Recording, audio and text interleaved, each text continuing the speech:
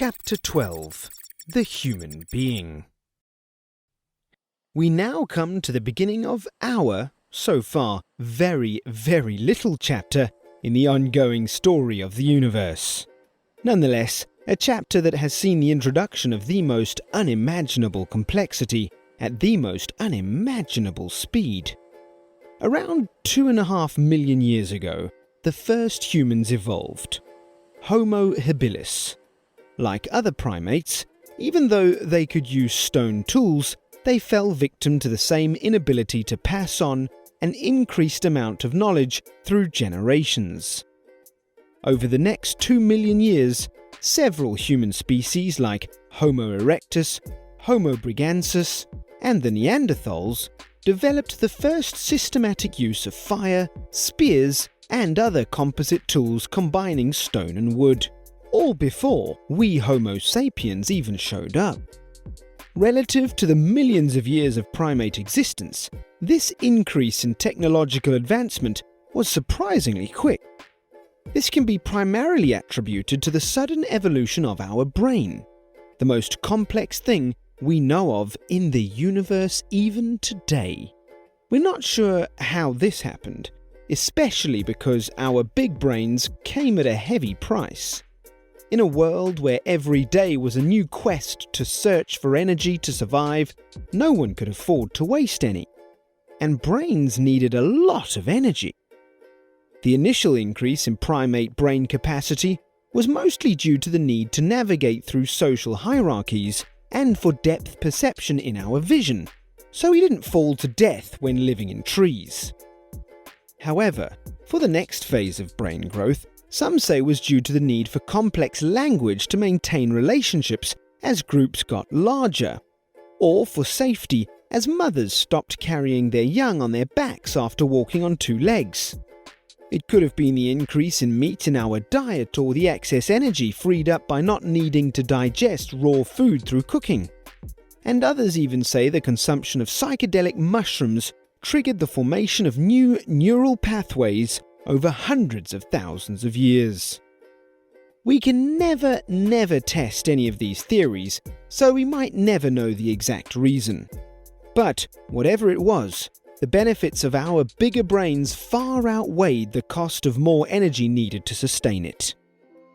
One of these benefits was collective learning, the ability of a species to retain more information with one generation than is lost by the next. The same fundamental concept that Homo Sapiens used to get to where we are now. See, up till now, the only way animals could improve was through biological evolution, but that could take millions of years.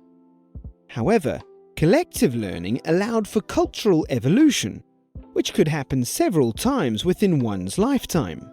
For example, thinking of an idea, reflecting on it, reworking to improve it, and repeating the whole cycle again. Finally, approximately 250,000 years ago, the first modern human beings appeared, the Homo Sapiens. Homo Sapiens translates to wise man, which is pretty arrogant because we do stupid things all the time. At this point, there were more than 5 other human species on our planet, some which had been successfully living for more than 10 million years. We started off like the other species living in small hunter-gatherer groups, but around 100,000 years ago, we began moving out of Africa. The most probable reason for this is due to a population boom as we got better at hunting and gathering. But around 70,000 years ago, disaster struck. Suddenly, we see our gene pool dropping to only about 10,000 Homo sapiens on the entire planet. The leading explanation for this is a supervolcano eruption named Mount Toba in modern-day Indonesia, an explosion 1.5 million times that of Hiroshima.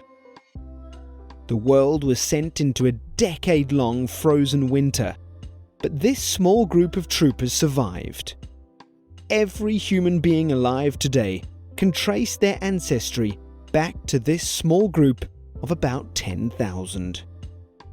After the climate stabilized, it triggered the largest human migration to date. Small groups moved out of Africa and ballooned in population due to the abundant resources.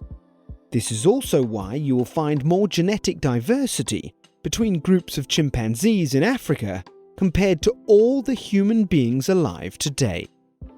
This is extremely important to know, because ethnicities that were once indistinguishable from one another over time started diversifying only in superficial ways such as culture, physical appearance, and immunities from certain microorganisms. Up until only 10,000 years ago, we were all literally black. We are all of African descent. Claiming to be otherwise is simply arrogant. Depigmentation only occurred due to humans moving to areas with less sunlight. As for culture, the fight for resources intensified the need for symbols to distinguish between groups. This is how the very prominent characteristic of judging one by their appearance emerged. Big History Lesson 4. Back in the day, identifying someone as an enemy just by looking at them could save your life, as well as those of whom you care about. And on the flip side, being identified as one of the tribe was the only way to ensure survival. This is why we judge people, and also why we care about the judgment of others. It is deeply ingrained in our DNA. These skills once literally meant life or death. But now, as we see all over the world, it is causing more harm than good. Remember, biological evolution can never keep pace with cultural evolution. People today avoid doing what they want to do most just because putting themselves in the eye of the public and failing triggers a primal fear response and thus is perceived as a sign of weakness. Global transparent connectivity through the internet and social media has only added fuel to this fire. Understanding the biological reason why this way of thinking exists will allow you to consciously try to avoid letting it interfere with your life and the millions of lives you may encounter. Anyway, around 60,000 years ago, we spread into Indonesia and did something no man had done before. We took our first steps onto Australia.